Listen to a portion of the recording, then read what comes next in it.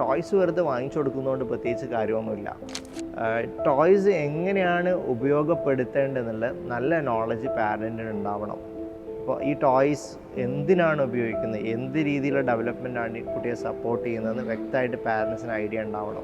ചില ടോയ്സ് നമ്മൾ കുട്ടിയുടെ കോഗ്നിറ്റീവ് ഡെവലപ്മെൻറ്റിന് വേണ്ടിയിട്ടായിരിക്കും. അപ്പോൾ ഈവൻ കോഗ്നിറ്റീവ് ഡെവലപ്മെൻറ്റ് ആണെങ്കിൽ പോലും നമുക്ക് ഒരു പുതുതായിട്ടൊരു ടോയ് വാങ്ങിച്ചു കൊടുക്കുമ്പോൾ നമുക്ക് ഇമിറ്റേറ്റ് ചെയ്ത് കൊടുക്കുന്നത് നല്ലതായിരിക്കും. കാരണം കുട്ടികളെ ഇമിറ്റേറ്റ് ചെയ്തിട്ടും കോപ്പി ചെയ്തിട്ടുമാണ് കാര്യങ്ങൾ പഠിക്കുന്നുണ്ടാവുക.